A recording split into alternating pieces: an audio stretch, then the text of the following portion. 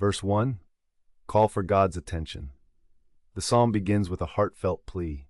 Hear me when I call, O God of my righteousness.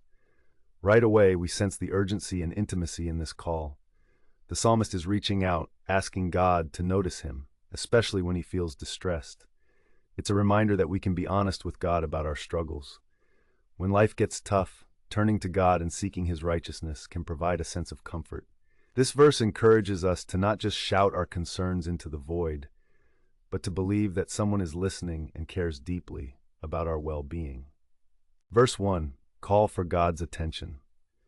The psalm begins with a heartfelt plea. Hear me when I call, O God of my righteousness. Right away, we sense the urgency and intimacy in this call. The psalmist is reaching out, asking God to notice him, especially when he feels distressed. It's a reminder that we can be honest with God about our struggles. When life gets tough, turning to God and seeking His righteousness can provide a sense of comfort. This verse encourages us to not just shout our concerns into the void, but to believe that someone is listening and cares deeply about our well-being. Verse 2, confrontation with the sons of men. Next, we see a shift as the psalmist confronts the sons of men. He questions how long they will turn His glory into shame. It's a powerful reflection on how we can sometimes allow the opinions of others or societal pressures to distort our own sense of self-worth. The psalmist urges us to consider who we're allowing to influence our thoughts and feelings. Are we chasing after things that don't truly matter? This verse speaks to those moments when we feel belittled by the expectations around us and challenges us to focus on what truly counts: our connection with God, rather than fleeting validation. Verse 3, God's favor on the godly. In verse 3, there's a wonderful assurance. The Lord hath set apart him that is godly for Himself. Here we find comfort in knowing that God intentionally chooses and protects those who strive to live righteously. This isn't just a message for the ancient audience. It's relevant for us today. It offers hope that, despite the turmoil around us, we are valued and seen by God.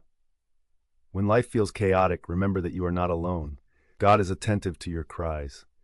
It's a gentle reminder to trust in His providence, especially when we feel isolated or overwhelmed. Verse 4, a call to reflection and awe.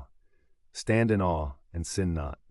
This verse invites us to pause and take a beat. In today's fast-paced world, it's easy to forget to reflect and connect with ourselves and with God. This line encourages us to find moments of stillness, perhaps during our bedtime routine, to weigh our actions and thoughts. It's in these quiet moments that we can commune with our hearts and regain perspective.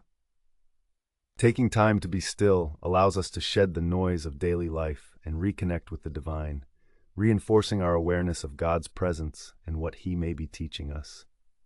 Verse 5, righteousness and trust in God. Next, we're encouraged to offer the sacrifices of righteousness and to put our trust in the Lord. This is a call to action, a reminder that our faith should inspire good deeds and righteous living. But what does that mean in practical terms? It means living with integrity, being honest, and helping others. When we prioritize righteousness, we embody trust in God's plan for our lives. It's not about perfection. It's about the intention behind our choices. Trusting God enables us to navigate life's challenges, knowing we're supported by a higher power, giving us strength to make righteousness our priority. Verse 6, seeking goodness and divine favor. As we move to verse 6, we hear the longing for goodness. Lord, lift Thou up the light of Thy countenance upon us. This line reflects a deep desire for God's presence and favor. Many of us can relate to the feeling that we're searching for something good amidst struggles. The light symbolizes clarity, hope, and divine support. It's like asking for a little brightness on a cloudy day. By recognizing our need for God's light, we cultivate a space for blessings to flow into our lives and realize that we are not alone in our search for goodness and joy. Verse 7, joy in God's presence. In verse 7, the psalmist expresses a profound truth. Thou hast put gladness in my heart. This isn't just happiness based on circumstances. It's a deep-seated joy that comes from knowing God is with us. Think about how many times we chase after temporary pleasures such as success or material wealth. The psalmist reminds us that true joy, greater than any worldly gain, springs from our relationship with God. It's that warm, comforting feeling that fills us even when everything around us isn't perfect.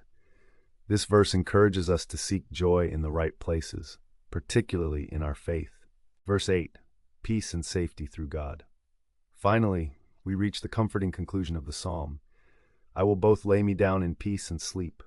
This verse embodies the ultimate promise of safety and tranquility that comes from trusting God. It suggests that no matter our worries, we can find rest in His presence. In a world filled with stress and anxiety, this is a beautiful invitation to lay down our burdens. God is in control, and we can find peace by releasing our burdens to Him. So when you hit the pillow tonight, remember that it's okay to let go and embrace the safety that faith provides. As we wrap up our exploration of Psalm 4, let's cherish the reassuring messages within. Remember that God hears our calls, offers us joy, and fills us with peace.